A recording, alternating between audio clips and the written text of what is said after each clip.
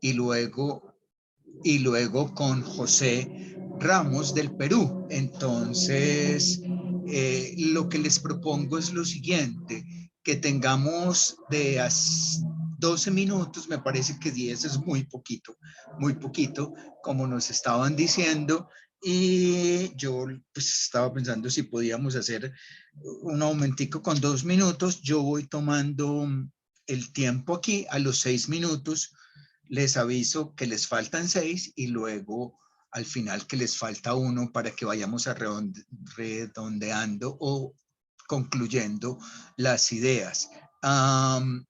La cuestión es que después de este tiempo podamos hacer preguntas, compartir, hablar sobre comentarios que tengamos, otros trabajos que si hay personas en el público lo puedan hacer.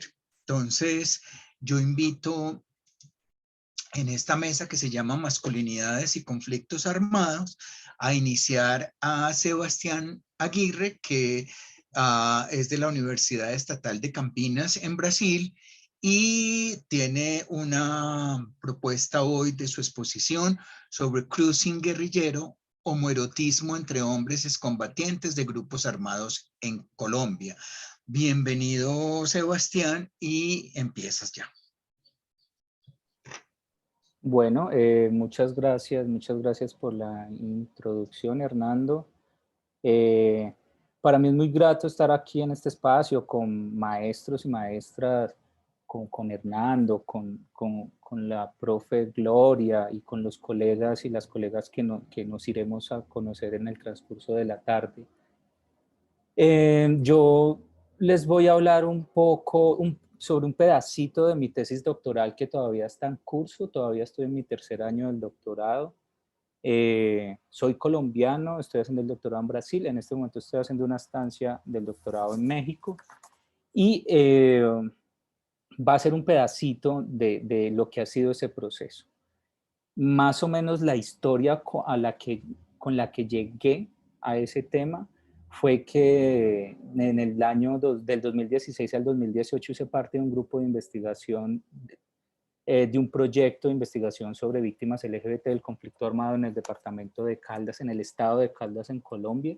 En ese entonces era profesor de la Universidad de Caldas. Y en el trabajo con víctimas LGBT del conflicto armado, en sus entrevistas, testimonios, empecé a darme cuenta, y entre esos testimonios, entre esas narraciones, pero también entre chismes y rumores, de historias sexuales y sentimentales en donde también estaban involucrados excombatientes. Que esas historias de las víctimas también contaban, involucraban asuntos sexuales y sentimentales con excombatientes de las guerrillas y de los grupos paramilitares. Ahí planteo mi proyecto de investigación del doctorado. Como se lo imaginarán, ha sido muy difícil trabajar, llegar a esa población. Estoy haciendo casi como que un camino metodológico multidimensional, multifacético, y uno de ellos, que ahí sí como que es el más central, es el trabajo directo con excombatientes que no tienen problema en narrar esas historias sexuales o sentimentales. Y lo que les voy a compartir hoy es sobre eso. Yo estoy haciendo unos encuentros con ellos, digamos en tipo entrevista, pero una entrevista muy abierta, muy conversación, no grabada, y a partir de esas conversaciones empiezo a construir una escritura colaborativa. Empiezo a construir unos relatos, se los comparto, ese primer relato se los comparto. Ellos le quitan cosas, le agregan, le complementan, lo leemos juntos y lo vamos terminando juntos, y les voy a compartir hoy uno de esos relatos que justamente el título es Cruising Guerrillero. Entonces voy a leer el relato y espero que el tiempo me alcance para algunas 2 o 3 párrafos de reflexiones finales. Cruising Guerrillero. Era fin de semana. La tranquilidad del día y el juego eran actividades acostumbradas para esos días. A lo lejos se escuchaba una guitarra y el tarareo de un grupo de improvisados cantantes.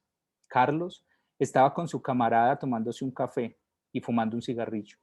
El camarada, en medio de la tertulia, expresa: yo quiero echar río. Sin pensarlo mucho, deciden irse a bañar.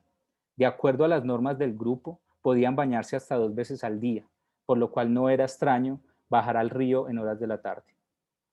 Pidieron permiso a sus superiores y los mandaron en grupo, con otros 3 o 4 más. Al llegar al río, deciden alejarse un poco de sus compañeros. Querían pasar un rato solos. Se quitaron la ropa y se metieron al agua en calzones. Desde los primeros chapuzones, el camarada con cierto tono de coqueteo le dice: sería rico quitarse la ropa interior. Carlos se sonroja. La ansiedad del momento y de la tirada de perro se combinaba de una manera extraña en su cuerpo y en su cabeza. Para rematar, el camarada le advierte: descuídese y se los quito. No se podían alejar mucho, pues podrían generar sospechas sobre una supuesta deserción del grupo. Escaparse del grupo era una práctica común que había aumentado gracias a las políticas contrainsurgentes de los últimos gobiernos, dentro de las cuales había una fuerte incitación a la deserción. El coqueteo y las ganas continuaron. Debajo del agua, donde los ojos de sus acompañantes no podían llegar, fue el escondite para sus travesuras. Se empezaron a manosear, a morbosear. Se sumergían y aprovechaban los pocos segundos de aire para ver o tocar al otro. Quíteselos, bájese y me lo chupa, le decía el camarada. Lo intentaron, pero el miedo se apoderaba de Carlos. Él, con un poco más de cordura, le decía que estaban dando mucha papaya, que los iban a pillar. De repente, empiezan a escuchar las voces de los compañeros más cerca y decidieron parar el juego. Los demás, justamente, les estaban proponiendo que se fueran, que ya habían pasado los minutos de permiso para bañarse. Salen del río, se visten y emprenden el camino. Carlos notó que mientras se vestían, el camarada se acercó a un compañero y le habló entre susurros. Le estaba avisando que necesitaba acompañar a Carlos al monte, porque supuestamente estaba estreñido, una solicitud que a veces convenía entre camaradas. La orden militar era que no anduvieran solos por ahí, por eso debían tener la compañía de otro hasta para aquellos imprevistos. Los demás compañeros se fueron mientras Carlos y el camarada emprendieron otro camino. La petición no tenía otro fin que seguir con sus andanzas. Al llevar pocos metros de caminata, el camarada se da cuenta que se le había caído algo. Se me cayó la guerrillerita, expresó. 10 minutos. Por razón por la cual tuvieron que devolverse y buscar entre los arbustos. La guerrillerita era una pañoleta que usaban los guerrilleros y que cumplían varias funciones. Principalmente servía para protegerse del sol y para secarse el sudor. El camarada la llevaba en la pantaloneta, pero en medio del manoseo se le había caído. Por fortuna la encontraron rápido. En la búsqueda del trapo, el camarada siguió insinuándose, le tocaba las nalgas a Carlos y se atrevió a darle un beso. Le confiesa que había quedado con muchas ganas, que quería meterlo en la boca, para referirse a que le quería hacer sexo oral. Carlos también tenía muchas ganas, pero el miedo de que fueran pillados hacía que tuviera más control sobre la situación. El camarada le insinúa que podían hacer algo más rapidito. Carlos accede a la propuesta y se meten en un matorral donde no los veían fácilmente. Se lo chupan por mucho tiempo, teniendo en cuenta la noción de tiempo propio de la guerra. La adrenalina y el miedo hacía que el goce tuviera un acento particular. Carlos era el que estaba pendiente de que no se viera nada o si venía alguien. El camarada notó esta actitud de alarma y le alega: usted no está acá, vámonos. A pesar del regaño, Carlos le contesta: no, aprovechemos, y se entrega a la calentura. Carlos lo coge del pecho y le dice: usted tiene un pecho rico, y se entrega a la calentura. Y propone hacerle el beso negro, a lo que el camarada pregunta: ¿usted unta la boca de negro o qué? Carlos se sonroja por la ingenuidad del cuestionamiento. El camarada tenía muy poca experiencia con hombres y no sabía mucho de prácticas sexuales como esta. Entonces Carlos le propone: si quiere se deja y le enseño. El camarada le manifiesta que el culo no está para eso, a lo que Carlos le responde que tampoco estaba para penetrarlo. Entonces, ¿por qué no podía besarse? El camarada admite el argumento y dice: ya me limpié en el río, y accede a la lección. Carlos comenzó a masajear el trasero de su amante, a acariciarlo, a darle besos en sus nalgas para luego pasar a darle el beso en su ano.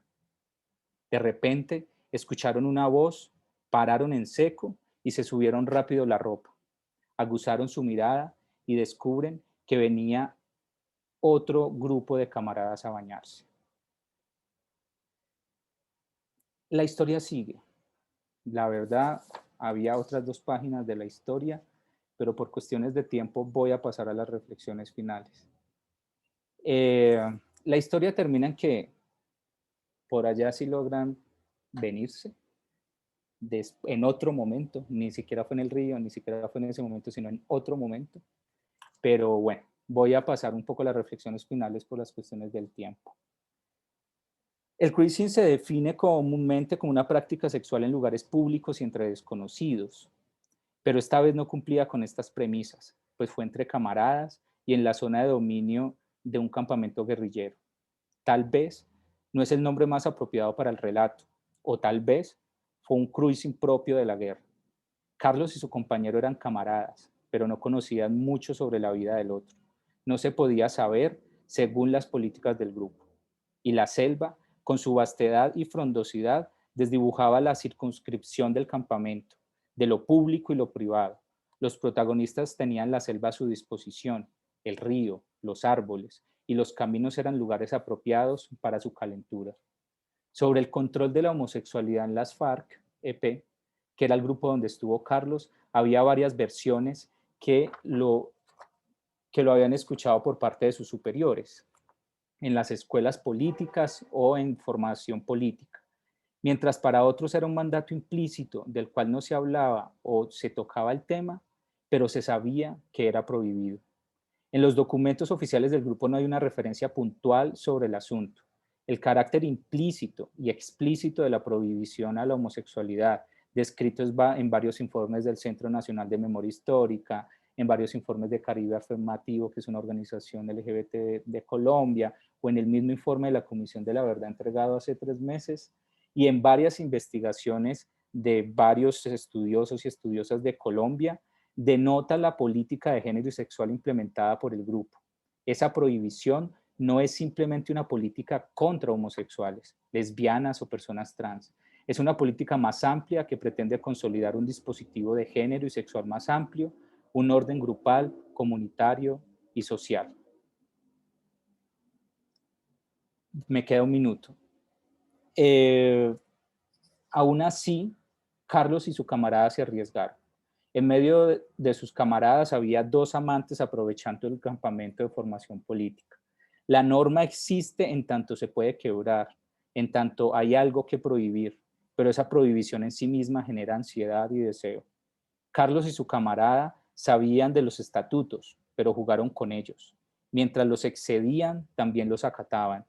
Mientras sus cuerpos se excitaban, también lo hacían a escondidas, con el menor ruido posible, con la zozobra de que en cualquier momento podían ser descubiertos. En esos escenarios, entonces, se producen los límites de la sexualidad de la guerra. Esos límites emergen en la zona fronteriza, donde habita la norma y la transgresión. La norma, en sus contornos, se rompe, se rehace y se reafirma. Muchas gracias. Gracias, Sebastián. Y ahora, si quieren, después como vamos viendo el tiempo en el compartir, entonces podemos ampliar un poco con las preguntas y en este tiempo del debate. Yo quisiera saber si ya ha llegado Darío Muñoz. Parece que no. Entonces le voy a dar paso a Yasmín con su ponencia. Yasmín es de la Universidad de Colonia en Alemania y su ponencia se llama Uso político de la masculinidad en el discurso, el caso de la dictadura militar estronista en Paraguay. Entonces, bienvenida Yasmín, muchísimas gracias. Igual, tenemos 12 minutos, te digo a los 6 y luego faltando 1, pero igual. Yo creo que si no llegan todas las ponencias, vamos a tener quizás un poco más de tiempo para ampliar al final. Dale. Dale, yo me ajusto igual. Preparé como para 10 minutos, pero seguimos hablando más en el intercambio. tengo un PowerPoint para compartir. Ya está. Creo que sí. ¿Se ve? Sí, sí, sí, se ve muy bien. Genial. Bueno, bueno, muchísimas gracias por el espacio. Estoy muy contenta de estar con colegas que trabajan masculinidad. No siempre tengo la oportunidad, entonces estoy muy contenta. Bueno, como comentaban, soy Jazmín Duarte, yo soy de Paraguay, pero estoy trabajando también en otro país, estoy en Alemania, haciendo mi doctorado, que en lo posible, bueno, vamos a ver, probablemente termino el próximo año, pero está todavía en proceso. Y la idea sería compartir con ustedes el avance que tengo del trabajo y bueno, y comentar. Bueno, como estaba comentando Hernando, el tema que estoy trabajando es el uso político de la masculinidad en la dictadura astronista, concretamente en 1967. Antes de entrar a contar un poquitito qué preguntas tengo y qué estoy encontrando, por si hay alguien que no está muy familiarizado con lo que fue la dictadura astronista en Paraguay, quiero mencionar así un contexto súper rápido. Básicamente, la dictadura astronista en Paraguay fue una dictadura cívico-militar que duró 35 años, entre 1954 y 1989. Se mantuvo por este tiempo tan largo por una combinación de represión, pero también una generación de consenso y cooptación en la población. La figura del dictador fue una figura que funcionó como un articulador de espacios de poder que sostenían la dictadura. Es decir, la dictadura estaba sostenida por el gobierno, las Fuerzas Armadas y el partido de poder, que era el Partido Colorado. Eso para dar una idea de cómo se organizaba el poder y por qué el dictador es tan importante, y también cómo el poder estaba estructurado en base a una red de hombres. Bueno, y en pantalla pueden ver algunos puntos importantes también sobre la historia paraguaya, que no voy a entrar a describir en mucho detalle, pero solamente para que vean porque son importantes para el estronismo. La guerra contra la Triple Alianza, que fue una guerra del siglo XIX, pero que es la base del discurso nacionalista y también de la construcción de la identidad paraguaya, y este nacionalismo es tomado como el discurso de la dictadura astronista, y es un discurso básicamente muy militar. Entonces, por eso, para dar como un poco de contexto. Y bueno, y los actores políticos, que en este caso, bueno, yo estoy analizando los hombres de partidos políticos, por eso para mostrarles que hay dos partidos tradicionales en Paraguay que nacen al final de la guerra, justamente a finales del siglo XIX, inicio del siglo XX, el Partido Liberal y el Colorado, que fue el partido de la dictadura, y luego otros partidos que aparecen a partir de los años 30, como también los militares que aparecen a mediados de los años 30. Eso sí, súper breve. Bueno, ¿qué concretamente estoy trabajando? Bueno, mi pregunta general es cuál fue el uso político de la masculinidad, de los discursos de masculinidad en los semanarios de la oposición, de los partidos de oposición y el periódico oficialista Patria durante la dictadura en 1967. Me pregunto cuáles son las narrativas de masculinidad presentes en los periódicos, qué modelos o figuras de masculinidad y con qué características o valores se mencionan en los diarios, cómo se representa al dictador en términos de masculinidad y cómo se describe a las mujeres y lo femenino. En esta presentación voy a mostrarles lo que considero más importante. No voy a llegar a contestar todas las preguntas, pero podemos hablar más. Bueno, esto para darles a entender cómo estoy trabajando los conceptos de mi trabajo. Básicamente, el discurso son todos los extractos que estoy encontrando. No, discurso en un sentido de acto de comunicación humana, ¿verdad?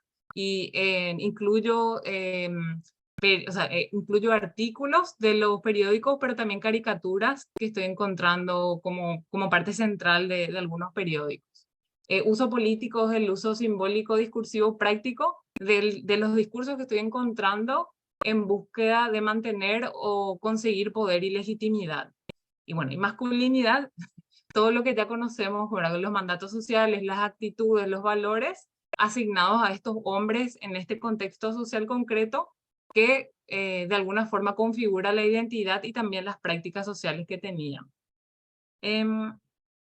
Bueno, esto para que vean las fuentes que estoy trabajando. Básicamente estoy trabajando el periódico de la dictadura, el vocero oficial de la dictadura, que es el diario Patria, que es también el vocero oficial del Partido Colorado, del Partido Liberal, que es el otro partido tradicional de Paraguay. Estoy viendo 3 semanarios, porque hay diferentes facciones en esa época. Del Partido Febrerista, que es un partido que nace luego de la guerra del Chaco que tuvimos con Bolivia, un partido con una tradición militar fuerte, que estoy viendo su semanario que se llamaba El Pueblo. Y por último, un semanario que pertenecía a la iglesia, pero donde el Partido Demócrata Cristiano también escribía. Bueno, ¿y por qué 1967? En primer lugar, porque, bueno, no puedo revisar los 35 años de dictadura, lastimosamente, pero este año especialmente existe mucha información disponible. En este año la dictadura se propone conseguir una nueva constitución, porque la dictadura estronista siempre posó como una democracia. Entonces el dictador, para poder mantenerse en el poder al siguiente año, necesitaba una nueva 6 constitución. minutos. Wow, ok. Entonces, bueno, y básicamente lo que hace en este año fue hace una apertura política para que los opositores participen, y por eso tenemos también periódicos. Bueno, y ahora comentarles súper rápido lo que estoy encontrando. En primer lugar, encuentro que hay un nivel de comprensión general de la masculinidad en los periódicos, y eso me parece súper interesante entre los hombres políticos de esta época. Y esto encuentro entre las varias coincidencias, metáforas, ideas que comparten y que constituyen ese terreno común de estos hombres que comprendo como el lenguaje común que tienen de masculinidad y que permite justamente que haya un diálogo. El discurso compartido más visible y repetitivo es el del nacionalismo paraguayo, que es el que les estaba comentando. Este discurso juega un papel clave en la comprensión de cómo debe comportarse un hombre, pero también qué tipo de hombres deben estar en el poder. Estas narrativas se consolidan ya a mediados de los años 30, pero con la mano del militarismo, pero es durante la dictadura estronista que se utiliza como una propaganda oficial desde el Estado. Llamativamente, no obstante, este mismo discurso, los opositores utilizan este mismo discurso para enmarcar la masculinidad en sus semanarios. Eso me parece interesante. Bueno, ¿y qué ideas son las que están en el discurso militarista paraguayo? Que los hombres deben ser, bueno, como en muchos otros discursos militaristas, que los hombres deben ser héroes y soldados, que deben ser valientes, deben sacrificarse, en este caso como lo hicieron sus antepasados, en el caso paraguayo por la experiencia de la guerra de la Triple Alianza. Al mismo tiempo, estos hombres deben ser seguidores de una figura masculina principal que es un modelo para todos ellos. Y en el caso paraguayo, esta figura es el mariscal Francisco Solano López, que es la figura del hombre con barba que vemos en pantalla. Este modelo, esta figura nunca es cuestionada en ninguno de los periódicos. Por el contrario, se busca tratar de mostrar similitudes de los diferentes grupos con esta figura. Junto con esta narrativa de nacionalismo, existe también un modelo que es rechazado, que es llamado el del traidor. También está conectado con la historia de la guerra y se menciona constantemente en los discursos, también proviene de la misma historia de la fundación de los partidos políticos. No obstante, me llama la atención que en los años 60 se vuelve a utilizar para describir uno de los peores tipos de comportamiento que podía tener un hombre en ese momento y en el contexto de partidos políticos, es la traición. En el caso del dictador, también dentro del mismo discurso nacionalista, se representa al dictador dentro de la idea del segundo reconstructor, siendo un sucesor de una línea de gobernantes clave dentro de la narrativa nacionalista, particularmente también dentro del Partido Colorado. Esto forma parte también de una idea de la historia, donde la historia es resultado de la voluntad de un solo gran hombre, y constantemente el dictador es conectado con una idea de modernidad y una idea de hombre como trabajador, realizador, con una posición activa. Bueno, por último, y esto me parece muy interesante, vamos a ver si hay tiempo, como algo propio de la época estoy encontrando que hay una construcción de pares binarios, el hombre democrático versus el hombre abusivo, y también el hombre libre o autónomo versus el hombre sumiso. Los periódicos opositores buscaron sobre todo poder enmarcarse a sí mismos como hombres democráticos y autónomos, en comparación con las prácticas abusivas del dictador y de sus seguidores. La sumisión también se relacionó con esta idea del traidor, que les comentaba que parte también del nacionalismo paraguayo, pero asimismo como con la homosexualidad. Habían casos también, bueno, también acá se ve una imagen, cómo ellos retrataban la sumisión, cómo veían esto de alguna forma como forma despectiva para caracterizar a un hombre, los hombres sin carácter. Podemos hablar más de eso dentro de un rato. Y bueno, y acá para mostrar un caso concreto donde un hombre, un político concreto es atacado por ser supuestamente homosexual. En esta época igualmente no era utilizada esa palabra, sino eran llamados amorales. Bueno, y ahora voy cerrando, no sé cómo voy de tiempo, pero dale, Tienes muchísimas 1 minuto gracias. y 26, todavía puedes decir más ¿Tengo? cosas. Sí, Bueno, todavía. bueno, bueno, hablamos más dentro de un ratito, pero para agregar en cuanto al caso de la homosexualidad en el estronismo, o la persecución de la homosexualidad en el estronismo, es importante porque, bueno, yo estoy mirando el año 67, pero lo que más estudia el estronismo en cuanto a masculinidad hasta el momento es el caso de los 108, que fueron justamente es la persecución a los homosexuales en el 59, que es un hito de la represión del estronismo. Y lo que yo estoy encontrando justamente es como esta idea de la amoralidad relacionada con la orientación sexual en los hombres es algo que se mantiene en el tiempo. Y no solo desde la dictadura, sino desde la oposición. Porque, bueno, estas caricaturas que estoy mostrando en pantalla son en realidad peleas entre facciones de los liberales que en ese momento eran oposición a la dictadura. Bueno, solamente hasta ahí. Gracias. Gracias, muy bien, ambos les fue muy bien con el tiempo. No se preocupen que ahora para ampliar pueden tener más tiempo, no se preocupen, creo, estoy siguiendo el guión que nos dieron, pero creo que vamos a tener más tiempo. Muchísimas gracias. Yo sé que José Ramos está, entonces José Ramos, que es de el Centro Loyola de Ayacucho en Perú, le voy a pedir que nos presente su ponencia llamada Hombres de la Nación, Educando a Civiles, la institucionalización del ritual de la perrada como productor de masculinidades en el cuartel Fuente Los Cabitos. Adelante, José. Muchas gracias, muy buenas tardes. Reciban un cordial saludo desde Ayacucho. Bueno, voy a socializar un poco la investigación de mi licenciatura para optar el título de antropología, de antropólogo, respecto principalmente a cómo el ejército en la actualidad viene formando nuevas personas masculinas basados por los ideales del Estado-Nación. Entonces, para comprender un poco esta realidad, es necesario un poco, ¿por qué? ¿No? ¿Cuál es la justificación? Uno de los primeros acercamientos es que Perú tuvo un conflicto armado interno que se dio desde 1980 hasta el 2000, principalmente por grupos alzados en arma, que son Sendero Luminoso y MRTA, ¿no? Quienes provocaron conjuntamente con el ejército, las Fuerzas Armadas, un aproximado de 69.000 víctimas mortales, de las que la construcción de la figura del militar era de manera mucho más sistemática de la violación de derechos humanos, principalmente sobre la violencia sexual que ejerció contra mujeres, ¿no?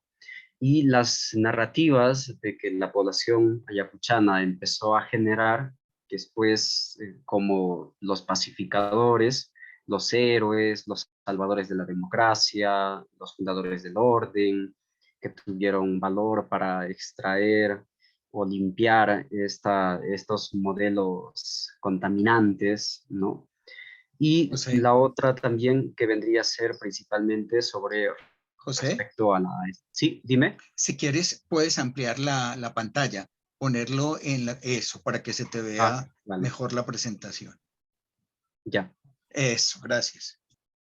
Y lo otro es acercarse a esta comprensión del mismo actor, ¿no? Ya existen algunos estudios, principalmente de Gavilán y Aronés, que son experiencias mucho más testimoniales. Esto me lleva a preguntarme en cómo se construye esta masculinidad institucional mediante la instrucción militar, ¿no? El objetivo principalmente es comprender la pedagogía de formar hombres militares a través de la perrada, que es un nombre que se denomina al periodo inicial de adiestramiento militar, conocido como el ritual de la perrada. Para eso, mi forma de enunciación y acercamiento fue una autoetnografía, y yo realicé el servicio militar voluntario en el 2013 y 2014, y luego complementé con algunas entrevistas no estructuradas, historias de vida, observación participante, y quienes principalmente han sido jóvenes de 20 a 29 años que están haciendo servicio militar voluntario, 10 de los cuales tienen procedencia urbana, citadina, y 10 rural de la cultura quechua. Eh, también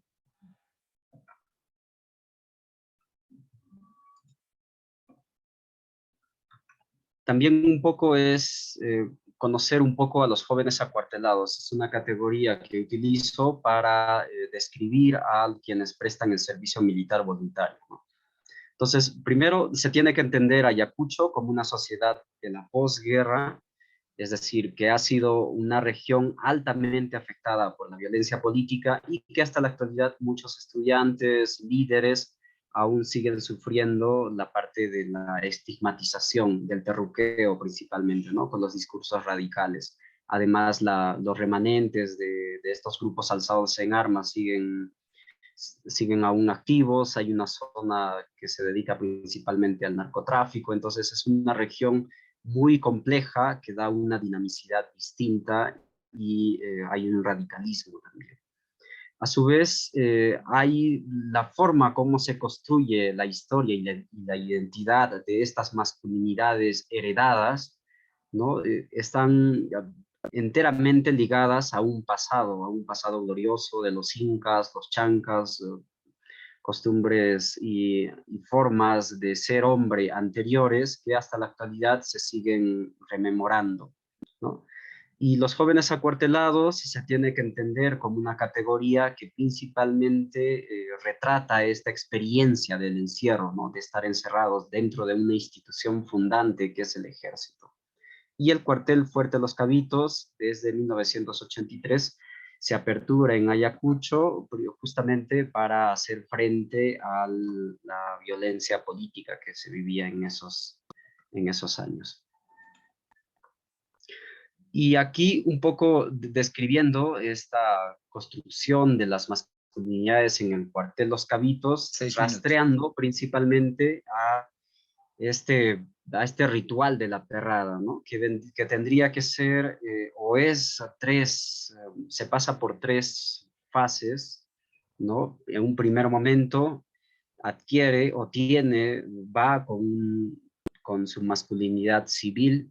Esta es la posición inicial. Luego, cuando se da el proceso de iniciación, se deja de llamarse civil o recluta y pasa a tener la denominación de perro, ¿no? Entonces, justo en este proceso se dan muchos puntos de deserción, justamente porque se le somete a un conjunto de prácticas violentas, misóginas, donde tiene que reprimir toda expresión femenina, todos los sentimientos, y para asumir esta masculinidad o las características de la masculinidad militar.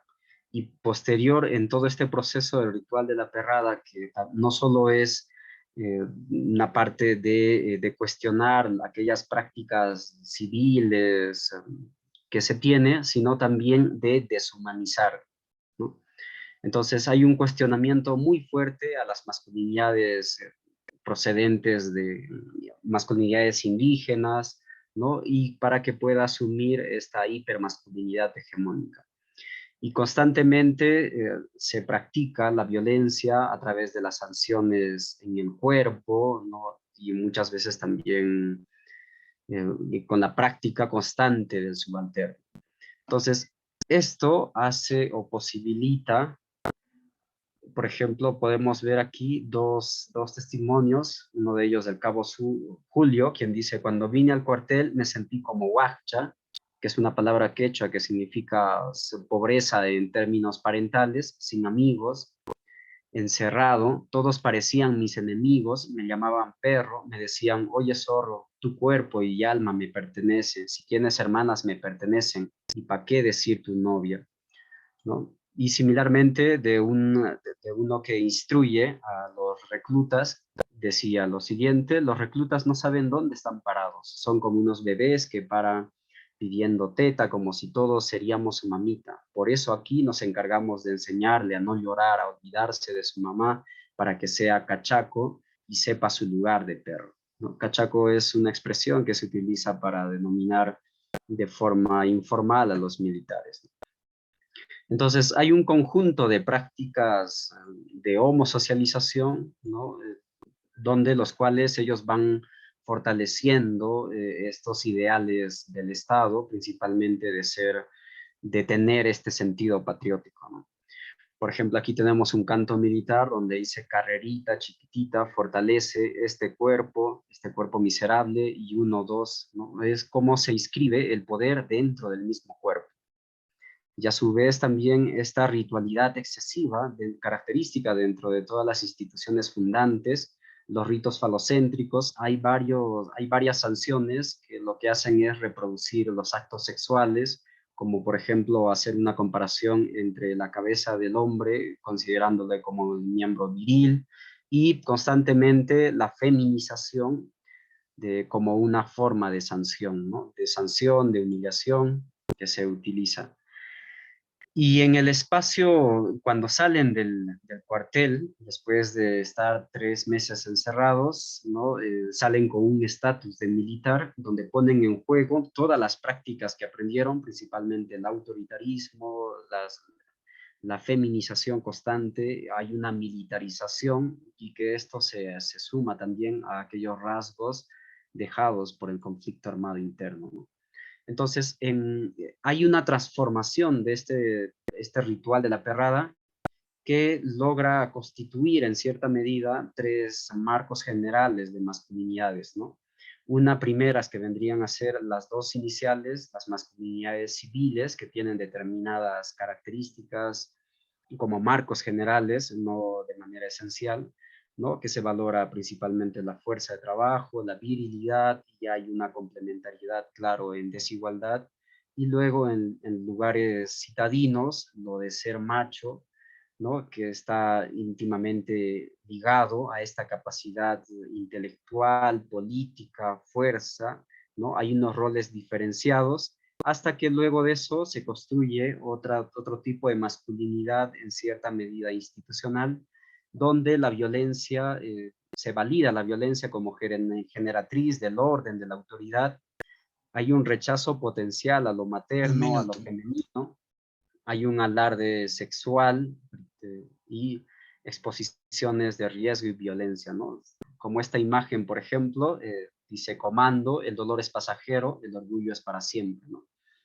Entonces, esto también responde a toda una política de cómo el Estado decimonónico moderno ha creado una forma de servir a la patria como un proyecto civilizador del Estado, ¿no? Y como productor de sujetos nacionales, y por lo tanto como una forma de producir una masculinidad eh, ideal que el Estado intentaba o hasta la actualidad sigue promoviendo, ¿no? Entonces, ya para ir concluyendo, se ha podido mostrar que las formas de ser hombres civiles, en este caso los haris, machos y hombres, sirven como base para pensarse en hombres militares, ¿no? Que vendría a ser la hipermasculinidad, que están alineados a los valores de esa institución fundante, androcéntrica y en contextos de posguerra. Y a su vez el ritual de la perrada es la pedagogía de la violencia que moldea la hipermasculinidad militar de los jóvenes acuartelados en Ayacucho, y normaliza prácticas violentas de feminizar y deshumanizar. Gracias. Muchas gracias, José. No sé si habrá llegado Andrea Neira. No, no ha llegado. Y no sé si habrá llegado Darío Muñoz, que tenía el tiempo antes, pero no había llegado, no sé. Ok, parece que no está Darío y parece que no está Andrea. Entonces, vamos a tener un poco más de tiempo para poder conversar con los dos expositores y la expositora, Sebastián, José y Yasmín, sobre su tema. Y yo quisiera, ya que tenemos un poquito de tiempo, si alguno o Yasmín quieren agregar algo frente a su presentación en un par de minutos. Y si no, pues podemos continuar con las preguntas de las personas que nos están acompañando en esta mesa, o los comentarios o sus aportes también son bienvenidos. ¿Qué me estás diciendo, Coloquio? Sí, disculpen, Darío Muñoz se encuentra. Darío, estimado Darío, está ¿Así habilitada la está? plataforma. Porque lo Sí, estaba buscando y no lo veía. sí. Ah, apareció aquí, sí. Darío, ¿estás? Sí, sí, estaba tratando de hablar desde hace rato.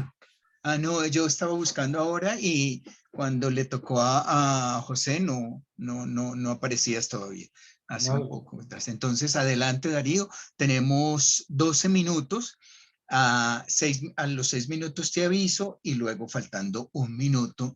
Qué bueno que pudiste llegar y Darío tiene una presentación, Darío Muñoz Onofre de la Pontificia Universidad Javeriana de Colombia, políticas visuales de hombres para deshacer la guerra en Colombia, abordajes multisituados. Darío, adelante. muchas gracias. Sí, alcancé a escuchar incluso a Sebastián, entonces Ay, qué estaba bueno, acá. ¿sí? Sí, sí, Ah, sino muy que bien, qué bueno. tenía otro nombre y recién lo cambié. Es Ah, mientras bueno, me familiarizaba porque aquí. te llamé antes de Yasmín, Sí. después de Yasmín, antes de José y después de José, pero adelante. Ya estás aquí, bienvenido, Bueno, Darío. vale, les voy a intentar compartir Dale. mi pantalla. A ver, un momentico, pero no sé, no me aparece como... Yo creo que ya te dieron permiso, ¿verdad? Sí, estimado Darío, ya le Sí, habilité tienes. para que pueda compartir pantalla. A ver, Eso es excelente. estoy intentándolo. No, pero... A ver, un momento. Le voy a volver a hacer. Pero no me aparece, digamos, como mi diapositivas. No me aparece como de dónde compartir, o sea, como los archivos que yo tengo abiertos, no me permite. Me va a tocar ¿Le subir. diste en la flechita? Eh, a ver. Donde Le dice di- compartir sí, pantalla. sí, Ok. le doy allí, Y no pero... te aparece. Ah, Permítame un momento, le voy a volver a poner de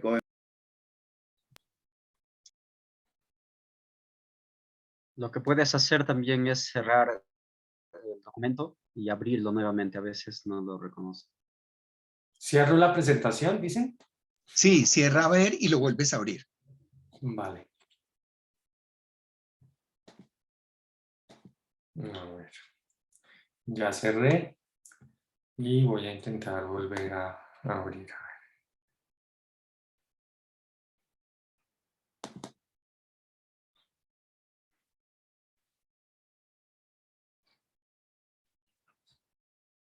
Ahí estoy abriendo, a ver.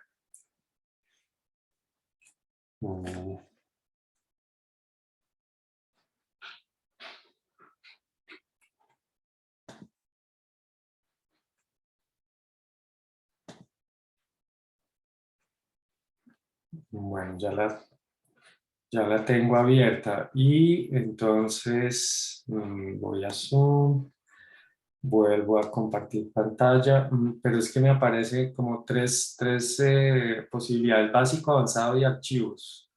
Pero ninguno veo como no sé, mi Pues, escritorio, mis dele, archivos. estimado Darío, dele clic a básico y se le va a abrir, creo, la pantalla principal. De ahí se le va a salir su presentación. Compartir, permitir que Zoom acceda a su pantalla, abrir. Pero Tal vez al lado derecho abajo sabe salir compartir. presentación, fotos, cámara, pero no aparece mi presentación, no sé, general. Sí, sí, sí, sí. Bueno, pues yo creo que qué lástima no poderles compartir, porque básicamente son imágenes de mi Eso estaba trabajo. pensando. Trata de nuevo, Darío. Darío, Compartir, pisa envíamelo al y correo ponerle básica, a ver si te da. o me lo envías al correo, yo te comparto, si quieres. Compartir, pero es que, o sea, digamos en básico aparecen varias opciones, pero ninguna es como mi escritorio, mis archivos. Sebastián está diciendo que si le envías el correo y él te comparte la presentación por correo. Ah, bueno, está bien. A ver, Sebastián, ahí te envío. A ver.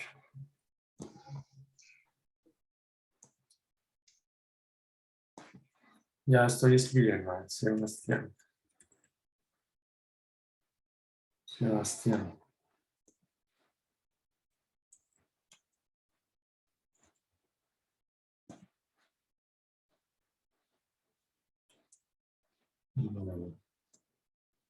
No, no estoy apuntándolo.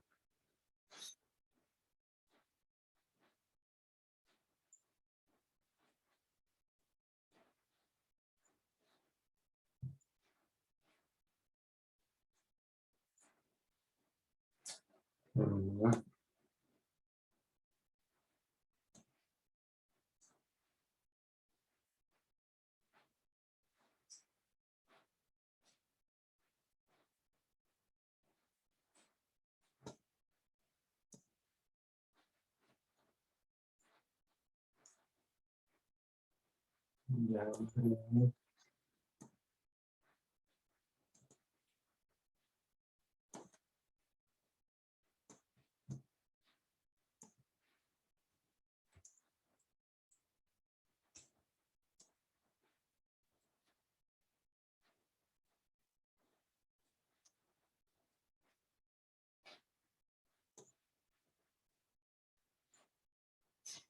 sí, qué pena con ustedes, pero yo pensé que esto me iba a dejar y ahí va. Ya la seleccioné y ahí te la envío, se la estoy enviando, Sebastián, muchas gracias.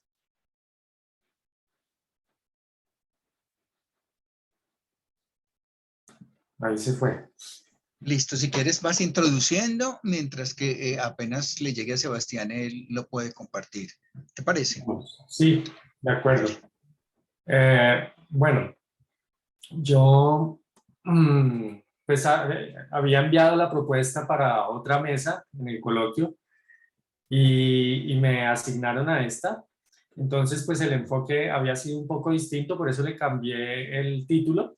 Entonces, el título que va a aparecer ahí en la presentación que nos va a presentar Sebastián, pues es distinto, porque pues precisamente lo modifiqué para eso.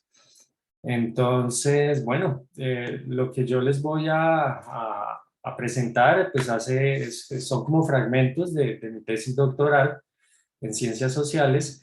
Y pues en esa investigación yo pues intenté hacer como un abordaje de las maneras variadas como 7 hombres colombianos afrontaron de manera pues, creativa su experiencia de vivir en medio de lo que podríamos llamar como la última fase de la guerra entre las Fuerzas Armadas Revolucionarias de Colombia, FARC, y las Fuerzas Armadas del Estado colombiano. Y esa fase, pues en particular, ¿no?, en la que yo me sitúo, se desarrolló pues entre 2002 y 2016. Durante este periodo, pues estos hombres impulsaron iniciativas culturales y también artísticas que problematizaron de diferentes modos esa fase de la guerra. Y por su quehacer, pues estos hombres son reconocidos en diversas esferas públicas, locales, nacionales e internacionales. Yo pues destaco en el trabajo que esas producciones artísticas y culturales, así como su quehacer asociado a esas prácticas, cuestionaron públicamente los daños sociales, económicos y vitales que conllevaron no solo la guerra, sino también la masculinidad que se produjo en y a través pues, de lo que podríamos llamar como las prácticas y los discursos bélicos. Entonces, no sé si ya Sebastián te llegó para compartir la primera imagen. No, Darío, no me ha llegado, no sé si me... No. Busca spam. ¿Viste en Mira, spam? mira spam porque pues ya te lo envié, incluso me aparece en enviados. Tengo abiertos los tres correos Y diferentes. te lo envié al correo que tengo tuyo, que es, a ver, te digo, sgiraldo@gmail. Ajá, sí. ¿Viste Ese spam? punto, ya vi ¿Sí? spam. Ese punto Giraldo Aguirre. Sí, ¿sí miraste ese? Claro, ese es el principal mío. Estoy viendo spam. Bueno, Yo ahí creo te que lo es envié. que tienes las diosas hoy desalineadas. sgiraldoaguirre@gmail.com es el que tengo tuyo. Bueno, entonces, pues bueno, voy siguiendo. Era para que vieran como la primera imagen, que pues las imágenes hablan mucho y pues en particular mi trabajo pues se basó en imágenes y en otro tipo de discursos y prácticas, sobre todo en materialidades creadas por estos hombres. Y esa imagen que les quería presentar pues fue creada por un hombre que... Darío, Sí, cuéntame, hagamos una cosa. cuéntame. Les propongo a los y a las participantes y a los expositores y a la expositora si vamos haciendo una discusión de unos 5 minutos o 10 minutos sobre lo presentado ya mientras Darío soluciona el asunto, porque me da mucho pesar que siendo más audiovisual no podamos Sí, verlo. claro. Entonces no sé si les parece y está bien. ¿Me apoyan en eso? Listo, dale, Darío. ¿Tú tendrás algún correo mío, Darío?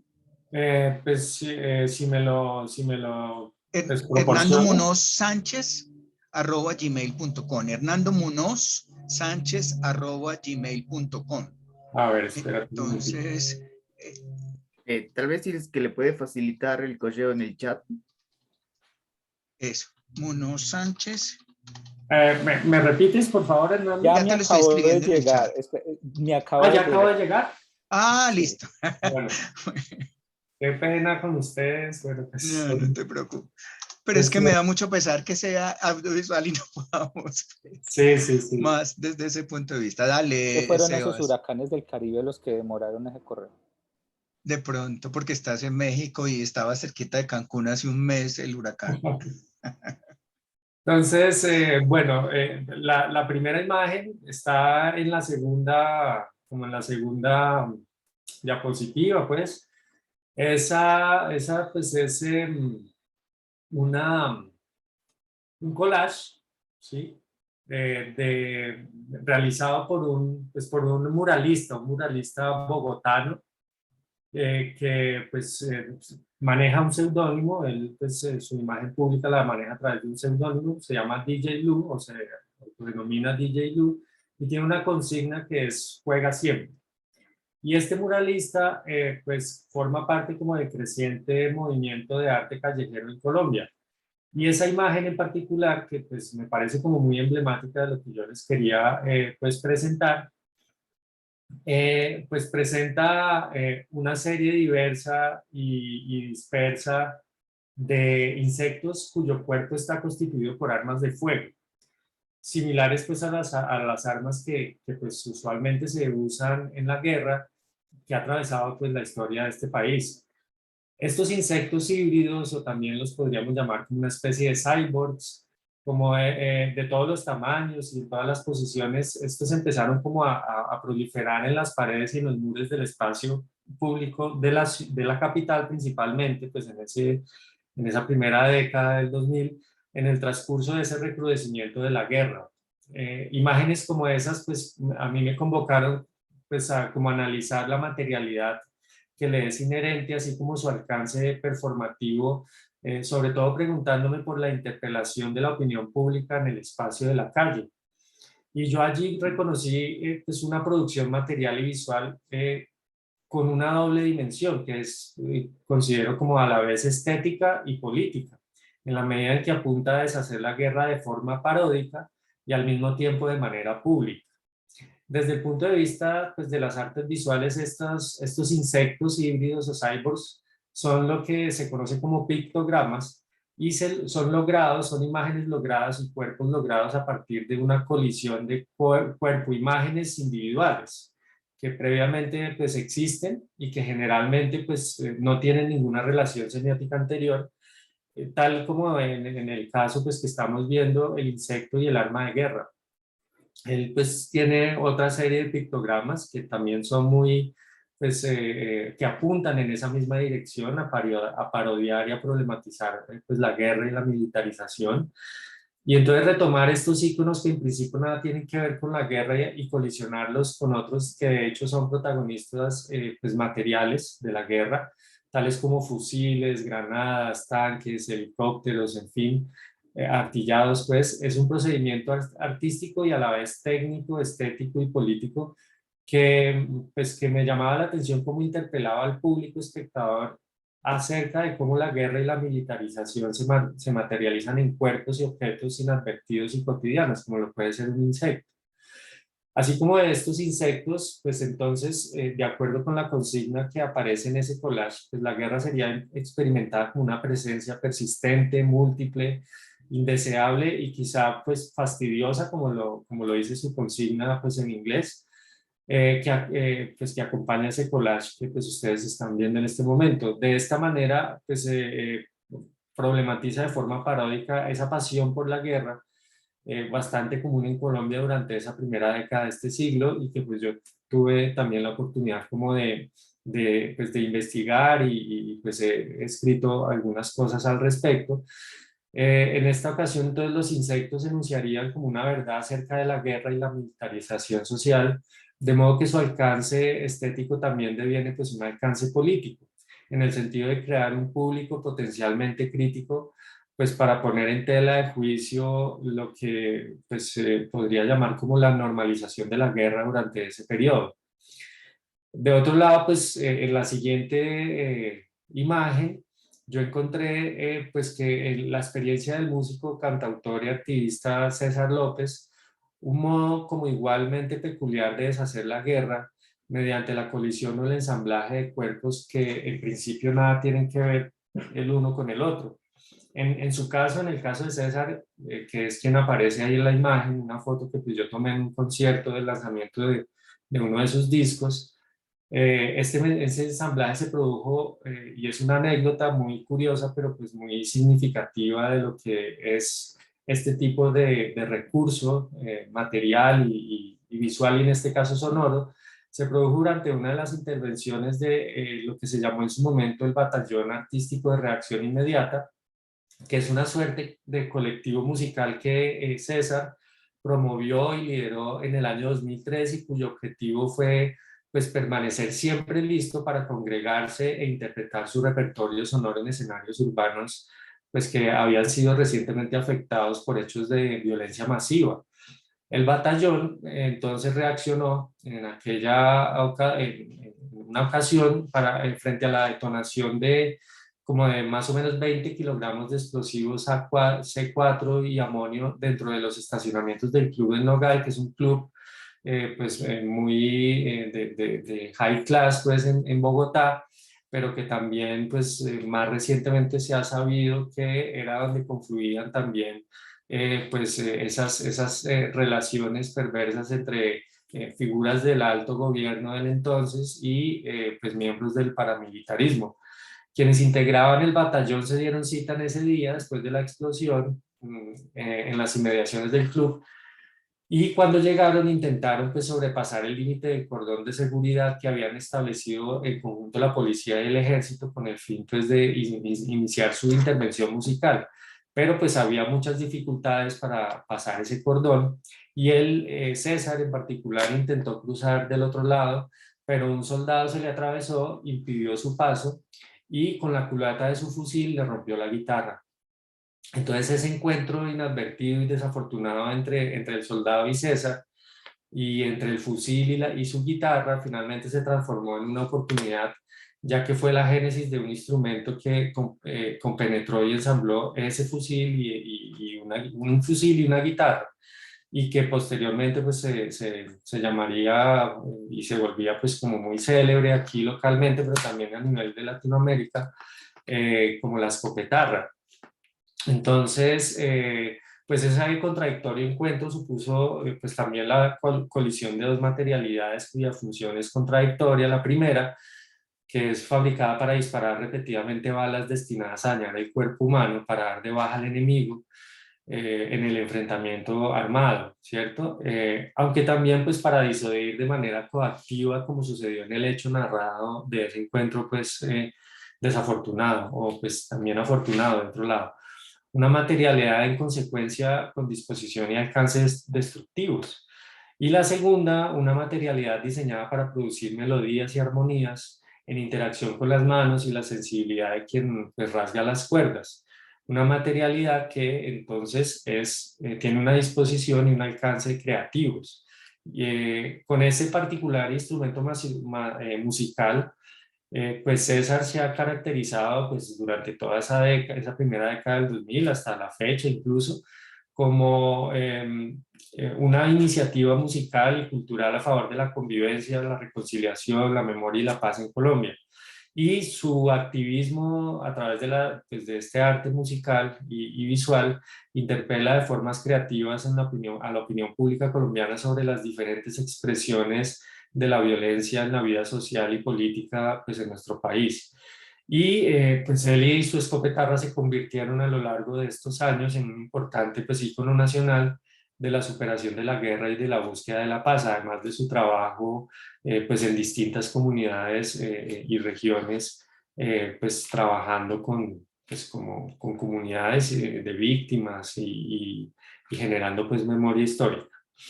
La siguiente imagen, si me haces el favor, Sebastián, exacto, es pues también en el terreno de la música y diría en este caso en particular en el videoclip, porque uno de los productos musicales que contribuyó a posicionar una de las pues, bandas de rock alternativo en Colombia, que se llama Doctor Crápula, y especialmente a su vocalista que se autodenomina subcantante, como referentes críticos de la guerra y de las violencias políticas en el país.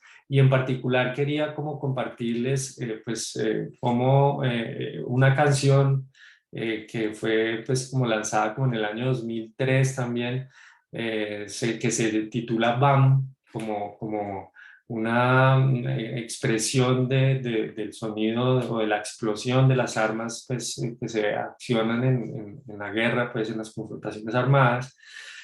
Puse en evidencia pues, las relaciones de biopoder que en medio de la guerra se establecen entre quienes ejercen la violencia armada y quienes son blancos de la misma, y pues por lo tanto se convierten en sus víctimas. La letra de la canción en este caso es la materialidad que yo, pues una de las materialidades que analicé, pero pues que me pareció pertinente traer aquí. Establece un juego como creativo de correspondencias y contraposiciones entre, por un lado, la interjección onomatopéyica BAM y por otro lado la palabra BAM, el verbo de la conjugación, el verbo ir en la tercera persona del plural.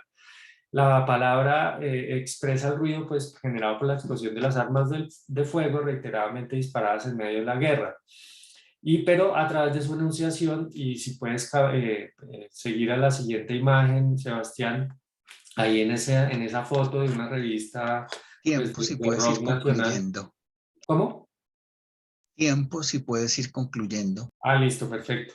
Ahí pues aparece un poco como un fragmento de la letra, como para detallar un poco ese juego entre entre esos dos vocablos. Y pues como uno de ellos pues va reiterando, ¿no?, la presencia pues indiscriminada y reiterativa del accionar de las armas y del sonido de las armas de fuego. Y por otro lado el verbo pues preguntándose pues cuándo se irán los que accionan pues esas armas en el medio de la guerra. Y la canción, pues, junto con su audiovisual, que pues yo podría ahora compartirles el enlace o en fin para que lo puedan ver, pues tiene un juego también con los cuerpos, ¿no? Especialmente el vocalista, donde su cuerpo termina siendo como un telón de fondo para la proyección pues, como de un anime, como una especie de anime que va contando y narrando pues los horrores de la guerra, los daños materiales, en fin, y la canción se pregunta permanentemente pues por cuándo terminará la guerra, ¿no? Esto en el 2003, cuando pues estaba en pura eclosión pues esa militarización asociada pues a la guerra que se produjo o que se intensificó a partir del año 2002. Entonces eso era un poco lo que quería compartirles por el momento. Seguramente a partir de las conversaciones y las preguntas pues podremos detallar pues más aspectos. Muchas gracias. Gracias, Darío. Muy bien, yo no veo a Andrea, no creo que alcanzó a llegar. Entonces les invito a quienes están como participantes a que abramos una conversación, a que abramos preguntas, a que abramos debate, a que abramos un tiempo de aportes. Bienvenido y bienvenido sea el asunto. Entonces, hay una pregunta aquí, dice para Sebastián, de David Gómez. ¿Hasta dónde han marcado esa transgresión homoerótica de estos militares? ¿Hasta dónde han marcado esa transgresión homoerótica de esos militares? ¿Han evolucionado a establecer o pensar en relaciones de pareja o se mantiene solamente como encuentros sexuales? No sé si habrá otra pregunta u otro comentario de parte de los o las participantes. Gabriela, adelante.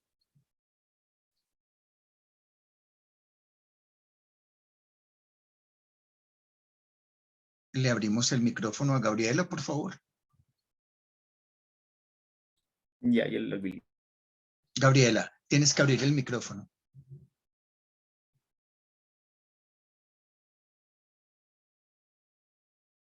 Parece que algo pasa. Gabriela. Bueno, mientras que Gabriela soluciona, miremos si hay otra pregunta u otro comentario. Gloria Careaga, adelante. Hola, ¿qué tal? Muchas gracias, Hernando. Con gusto. Bueno, realmente muy interesantes las presentaciones. Yo quisiera destacar por una parte que me gustó mucho las distintas metodologías que utilizaron. Eso me parece que es un aporte en sí mismo que me parece que es importante.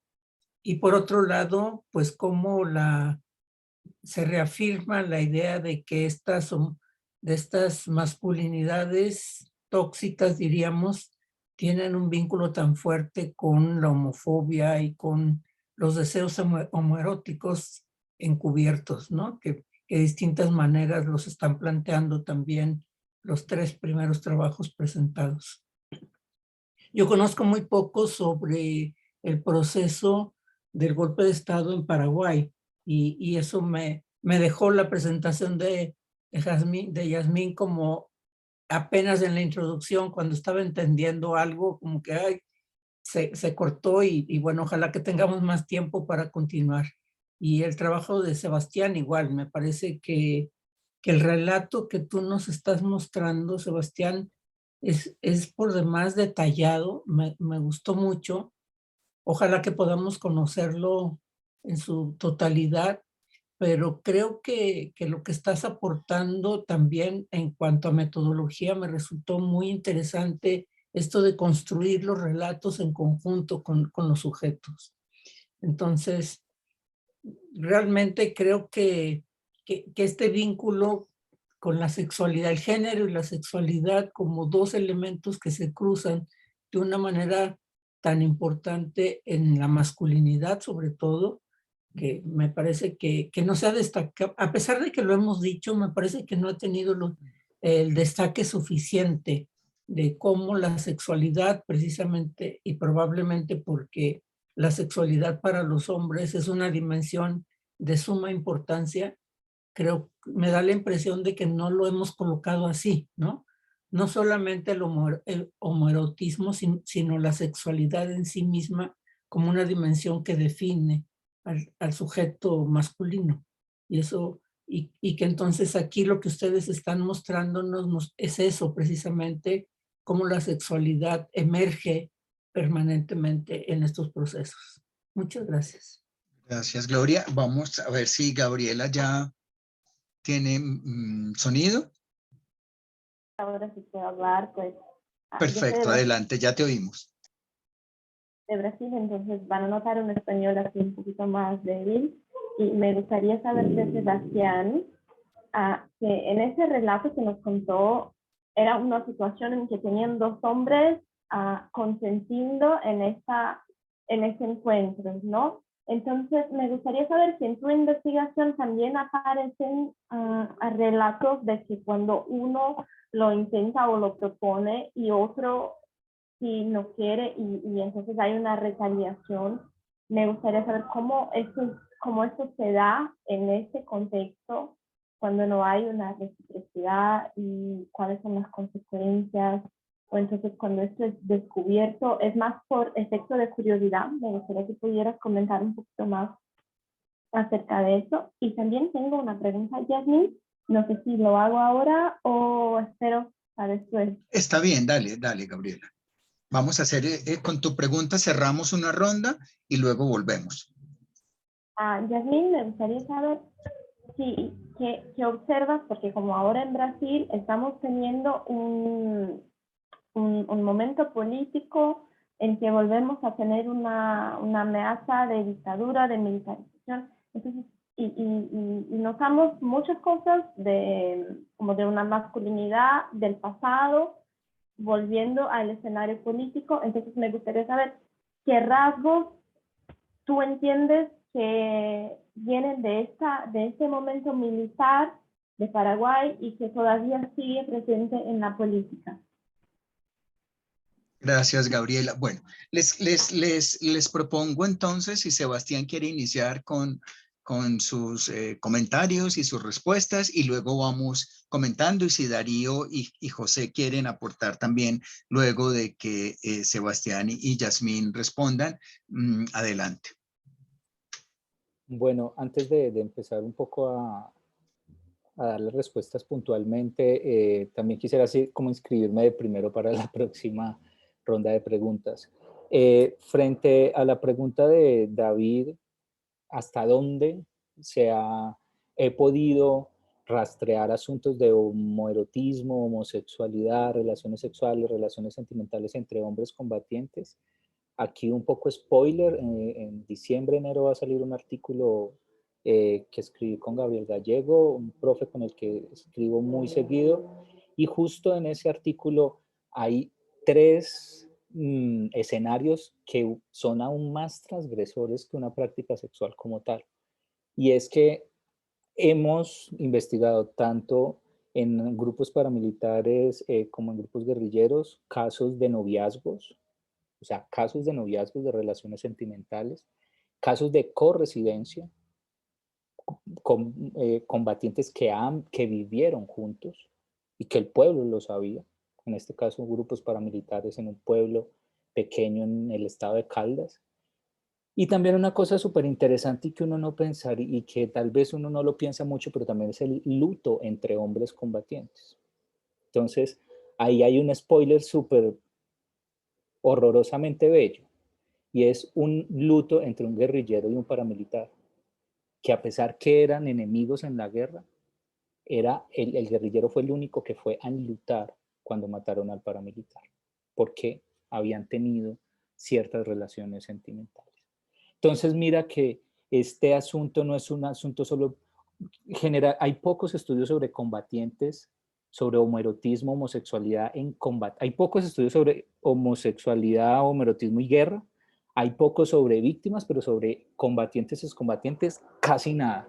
Y lo poco que hay es aludiendo que son asuntos puntuales de sexualidad que como aquí el compañero nos expuso en Perú, del caso pues como del caso peruano, pero pues que se extiende a todos los contextos militares, pues que es que en los contextos militares el homoerotismo hace parte y está ahí en esa homosociabilidad de lo militar, y tener relaciones sexuales entre hombres mientras sea de activo no hay problema. Entonces, no es solo asuntos puntuales de sexualidad, de encuentros sexuales, sino también enamoramientos, corresidencia y luto.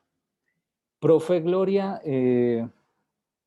esta tesis saldrá, no sé, por ahí en 2 años, y ahí se podrán conocer no solo este relato, sino varios que he venido construyendo, pero también seguramente en varias publicaciones que he venido haciendo en el transcurso se podrán conocer, pero también se las pudiera ir compartiendo en la medida pues como de lo posible, porque la verdad también es un interés mío de apostarle a esa apuesta, valga la redundancia metodológica, que estoy haciendo con esa co-construcción de los relatos. Y por último, cuando no había consentimiento en esas relaciones homoeróticas, ¿qué pasaba? Digamos que como yo he tomado varias rutas metodológicas debido a lo difícil de rastrear este tema, este objeto de investigación, a esos temas no he llegado directamente con las conversaciones con los excombatientes que estoy trabajando, sino con relatos de otros excombatientes heterosexuales que han contado historias sobre sus camaradas gays, bueno, maricas, lesbianas, ¿verdad? Como quisieran llamarse, y entonces hay casos de suicidio, hay casos de, supuestamente habían consejos de guerra. El consejo de guerra podría ser sacarlo, podría ser desplazarlo del grupo, o sea, un guerrillero de verdad, o sea, el del monte no es marica, no es homosexual, entonces mandémoslos a trabajo político a los municipios o a las ciudades. O también podría incluir la muerte, ese juicio de guerra. Entonces podría llegar hasta allá el hecho de no cumplir esa norma implícita, explícita de la no homosexualidad en estos grupos. Yo dejaría. Gracias, Sebastián. Sebastián menciona algo importante, y es que ha escrito con el profesor Gabriel Gallego, y Gabriel acaba de sacar un escrito, un libro, sobre hombres abusados en la guerra, que no es necesariamente relaciones homoeróticas, sino hombres heterosexuales abusados en la guerra, la mayoría, y que también tendría un poco de relación con esto. Parece muy, muy interesante, sobre todo porque esto es algo nuevo que nos está pasando en Colombia. Es decir, la guerra hace 6 años todavía estaríamos en esto. La idea es que ya hoy podemos hablar con excombatientes y que nos cuenten lo que les está contando a Sebastián y le han contado a Gabriel, etcétera, etcétera. Yo creo que vale la pena. Yo no sé si tú tendrías por ahí, Sebastián, el link que Gabriel estaba repartiendo, porque podríamos dejarlo aquí también para que lo vieran, si te molesto con eso, porque No, vale la podríamos pena. dejar el link de la conferencia que hizo cuando lanzó cuando hizo la presentación de su investigación Súper. postdoctoral, porque el libro todavía creo que está en proceso. Un poco Pero ya salió el link. Pero Ah, bueno, yo lo bueno, busco también. ok. Busquémoslo. Pero cualquier cosa que pudiéramos hacer, digo, si entre todos y todas aquí vamos poniendo cosas que nos pueden ir interesando. Gracias. Yasmín, ¿quieres compartir algo de lo comentado por Gloria o la pregunta también hecha por Gabriela? Sí, sí. Bueno, muchísimas gracias por las preguntas. Primero a Gloria sobre el golpe y que está conectado también con lo que preguntó Gabriela. Al menos en Paraguay el golpe fue un golpe interno, fue una pelea dentro del partido de poder Entonces, una facción que era parte de la dictadura es la que queda en el poder, hace el golpe, que eran los militares los que hicieron el golpe, se enojaron con el dictador, y hacen un golpe y el mismo partido se mantiene en el poder. Entonces, como justamente el Partido Colorado sigue en el poder en Paraguay y también el discurso nacionalista que fue el sustento de propaganda de la dictadura, y en general también es parte de la identidad paraguaya, la construcción, este discurso es muy importante en la construcción de la identidad. Hay demasiados elementos que se pueden encontrar todavía en la masculinidad en cuanto a lo militar al menos.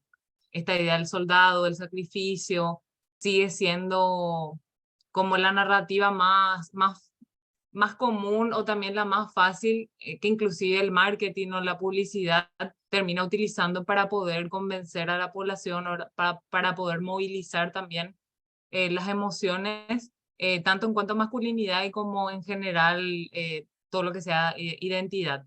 Pero hay otros elementos que estoy encontrando en la tesis, a partir de la tesis, que pienso también siguen presentes y que no están solamente conectados con la dictadura o lo militar, sino con una forma autoritaria del poder, que se relaciona con lo militar por la jerarquía, por la obediencia, pero que no considero que sea solamente la dictadura, sino creo, no estoy todavía no está cerrado eso, ahora sigo pensando, pero toda esta misma contradicción que planteaba la oposición, de verdad, es decir, los hombres tenemos que ser autónomos o tenemos que ser libres, ¿cómo puede ser que aceptemos este tipo de abuso o aceptemos sumisión?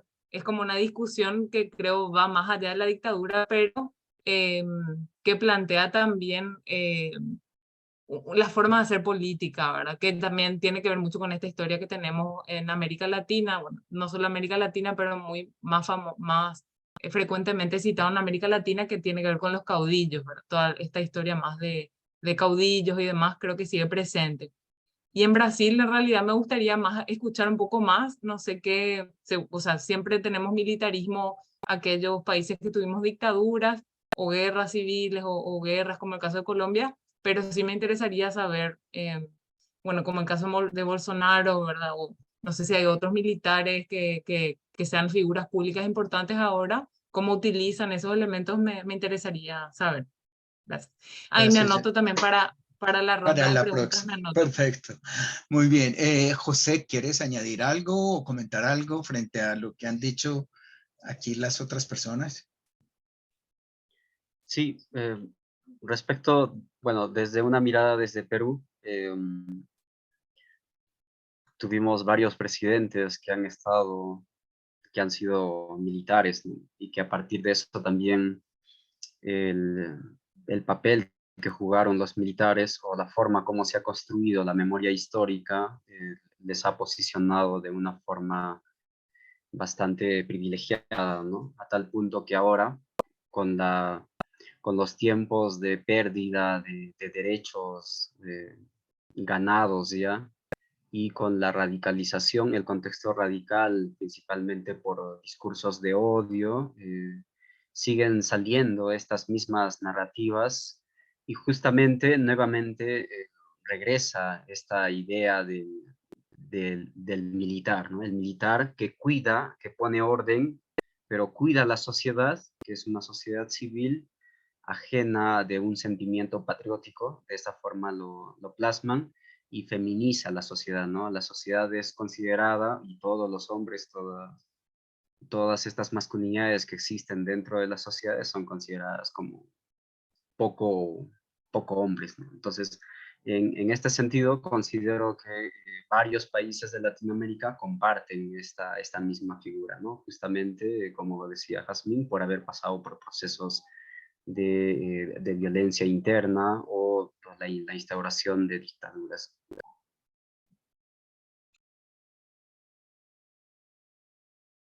Gracias, José. Y no sé si Darío quisiera añadir algo en esta primera ronda.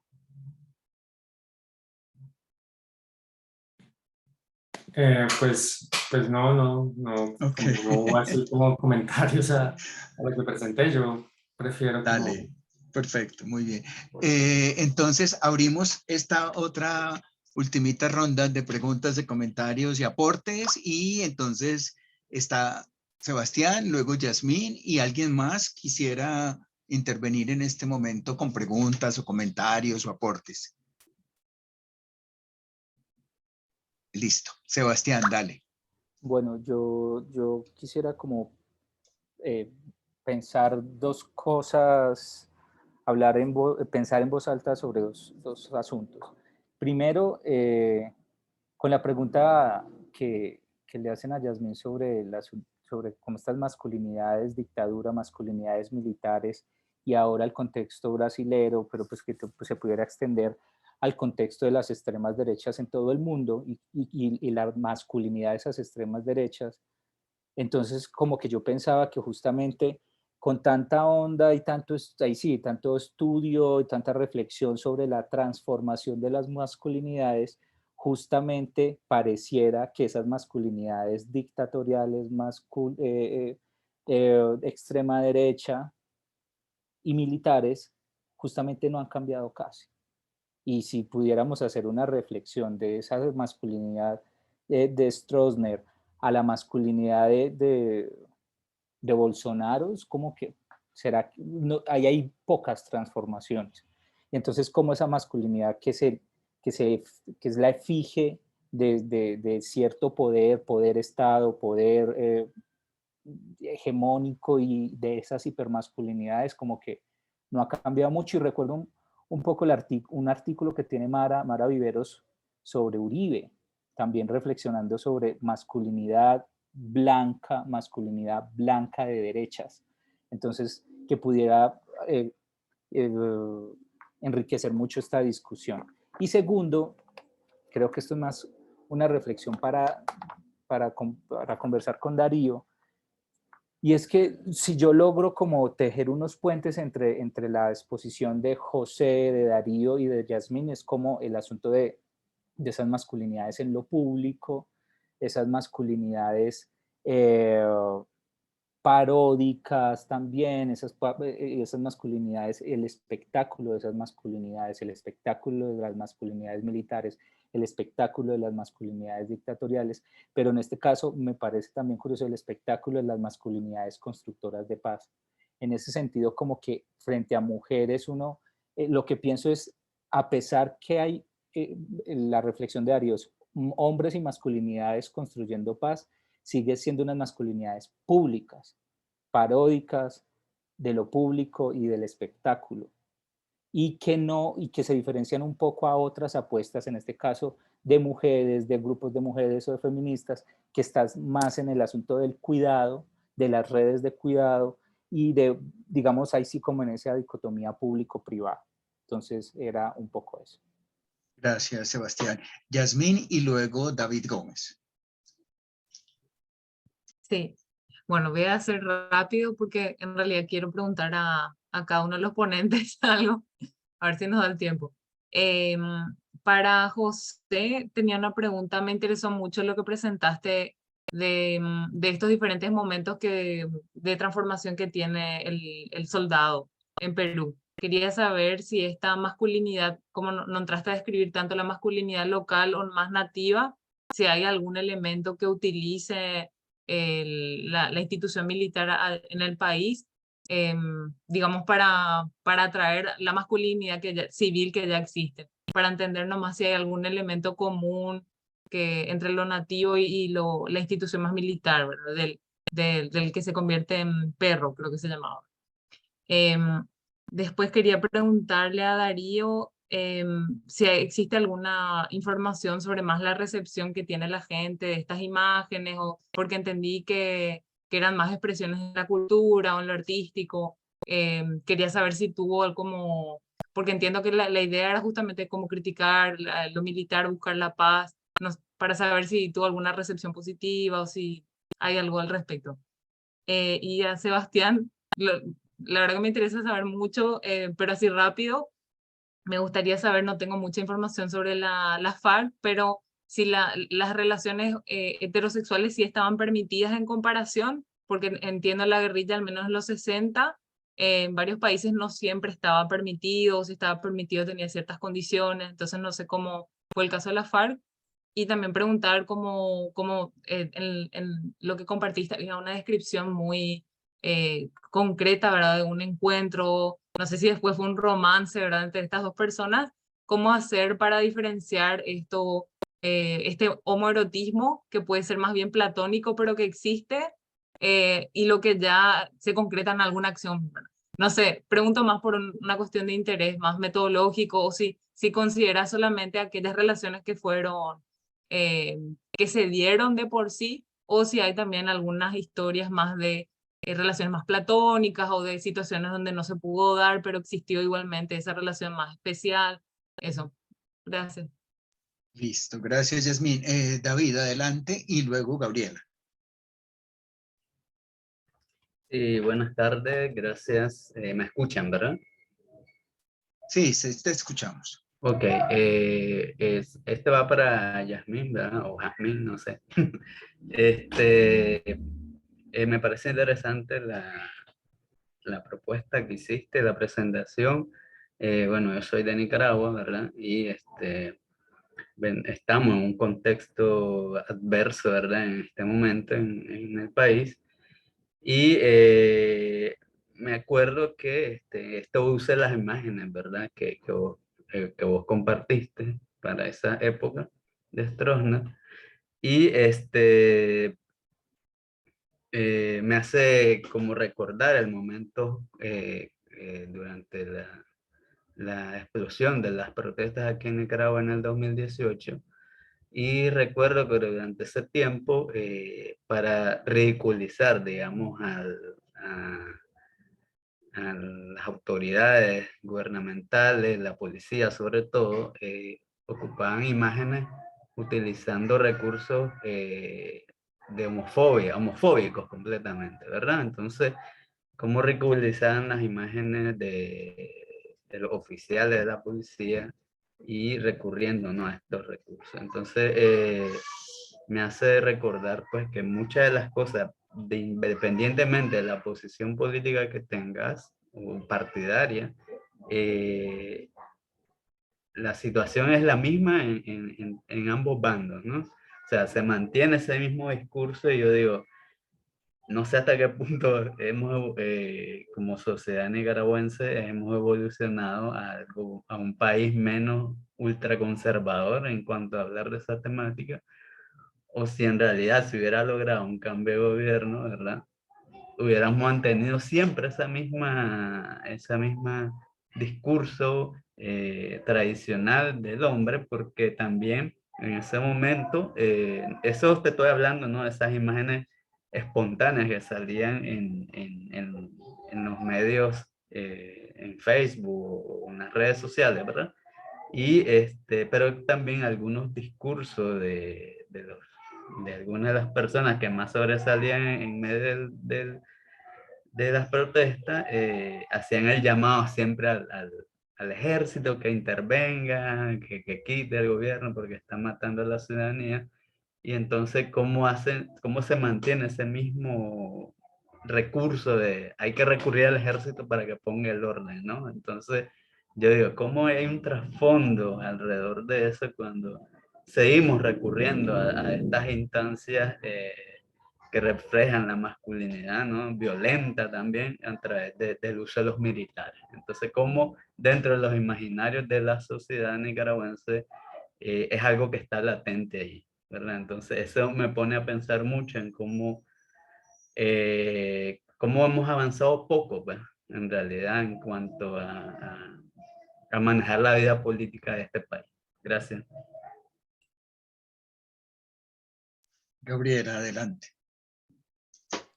Bueno, junto con eso que David ha dicho, yo creo que se pasa un poco lo mismo en Brasil, ¿no? De creer que hay que recorrer a lo militar para poner el orden, o sea, no todos, pero mucha gente cree en eso y eso es lo que pone gente como Bolsonaro al poder. Y quería aportar a lo que ha dicho Sebastián, de que vemos que en los 50 años hay poca pocas cosas han cambiado, hay todavía una masculinidad muy parecida de esta militar, pero creo que hay una cosa que se ha cambiado y que eso tiene que ver con la espectacularización, que es cómo Bolsonaro se pone como una figura pública de una forma que también no es muy militar, que no es en seria, que no es disciplinada y que usa de esta broma, sí, usa de hacer broma, de hablar como en plan de no es un juguete, él no es así tan en serio, para que le dé menos miedo a la gente, para que la gente no crea que es tan peligroso. Entonces, era solo un comentario que me gustaría aportar, porque si hay un cambio que yo percibo es esta espectacularización de no llevar a la militarización tan en serio. Perfecto, muchísimas gracias. Yo no sé quién quiere empezar de los ponentes y la ponente. Quizás Darío, que ha hablado menos en esta ronda anterior, respondiendo un poco lo que decían Sebastián y Yasmín. Entonces, y luego ya pues los demás como quieran. Bueno, no, pues a ver, con respecto a lo que mencionaba Sebastián, pues realmente como que mi interés, así como deliberado, precisamente era como rastrear algunos ejemplos, algunas iniciativas, algunas experiencias de hombres que tuvieran ese alcance público, para afectar al público. O sea, y pues sí, que quizá lo que señalas, pues como que dejaría allí sobre la mesa como ese contraste, ¿no?, entre lo público y lo privado, sin negar que pues también muchas mujeres, porque también me han hecho en otros contextos mucho esa pregunta, ¿no? ¿Y qué pasa con las mujeres? Yo, pues sí, mujeres muchísimas, digamos artistas, o sea, empezando por una Doris Salcedo, pasando pues por otras también pintoras, en fin, también han sido muy activistas desde su creación artística en contra de la guerra y a favor pues de la no violencia, las culturas de paz. Y pues esa deliberación estaba un poco o buscaba que precisamente desde lo público se interpelara esa masculinidad pues pública, hegemónica, ¿no?, asociada a lo militar, al heroísmo, que pues fue tan fuerte y ha sido, pues eso no es exclusivo de Colombia, ¿no?, pero en Colombia pues tuvo unas características como específicas, ¿no?, de toda una campaña, toda una publicidad asociada, que pues asociaba fuertemente como la masculinidad militar al heroísmo y eso pues al patriotismo, ¿no?, y como un emblema así muy fuerte de la nacionalidad, ¿no?, de la colombianidad durante esa época. Y pues también ese sesgo ha sido de pronto quizá como un talón de Aquiles, porque me preguntan, bueno, ¿y qué? ¿Y esos hombres en lo privado qué, no? Y pues sí, pues hay que reconocerlo. Yo pues en espacio privado sí los acompañé mucho y incluso con uno de ellos inclusive pues se cruzaron aspectos de su vida pública que fueron interpelados, de su vida privada, perdón, que fueron interpelados en el espacio público, particularmente pues un periodista y documentalista que en esa época donde yo estaba pues como escribiendo y todo esto fue acusado pues de violencia intrafamiliar, ¿no? Entonces, pues ese es como una brecha, quizá un vacío del trabajo que yo hice, pero pues fue una opción, ¿no? Uno siempre como que va tomando opciones y bueno, esas brechas pues las va discutiendo y va también reconociendo los vacíos y pues mostrando como los alcances y los límites de su trabajo. Por otra parte, la pregunta que me hacías con respecto a la recepción de esos discursos, ¿no?, y de esas prácticas y como de esas creaciones, pues más allá del registro a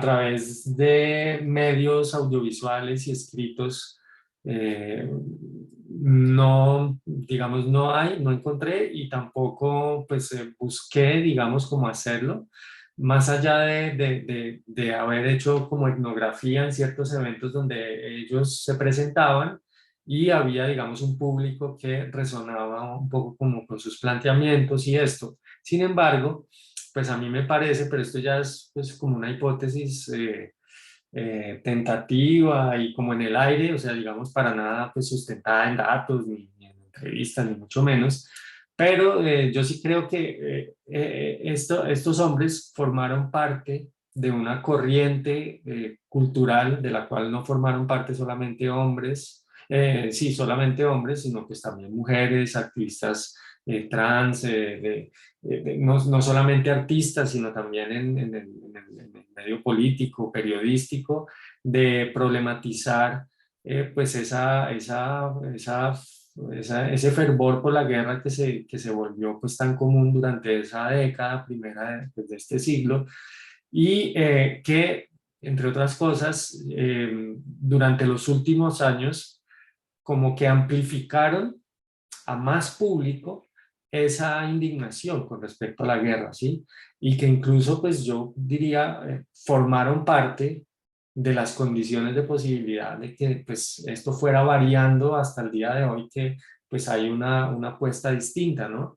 A una salida, digamos, más política, civilista, más participativa, en fin, como que abandone la apuesta por pues ganar la guerra a través de las armas, ¿no? Y del presupuesto militar y de la incentivación pues de ese fervor nacional alrededor pues de la guerra, ¿no? Y el militarismo. Hasta ahí creo que podría decirlo, sobre todo porque pues muchos de ellos han sido, digamos, figuras públicas que han como estado presentes en medios, liderando, digamos, siendo voceros de alguna manera como de esa indignación, ¿no? Y de esa apuesta. Entonces, pues eso es como lo que tendría para decir alrededor de esa pregunta que me haces. Interesante. Gracias, Darío. José, ¿tendrías algo? Qué pena por Sí. interrumpirlos, pero el tiempo ya se nos terminó y ya necesitamos como entrar en la siguiente sala. Ay, yo pensé En que verdad lo teníamos siento de todo unos corazón. 5 minutos más, No, ¿no? no. Ajá, Ay, lo necesitamos que la siento sala. mucho. No, no te preocupes. Eso ya se salió de mis manos. Ok, porque pensé que terminabas por ahí faltando 5. Bueno, muchísimas gracias. Lo siento mucho. Y Sebastián nos puso el enlace del YouTube de la conferencia de Gabriel Gallego para que lo puedan hacer. Muchísimas gracias a quienes participaron y a la ponente y a los ponentes. Un abrazo y nos veremos pronto. Chao, chao. Chao. Abrazos. Chao. Una excelente tarde a todos.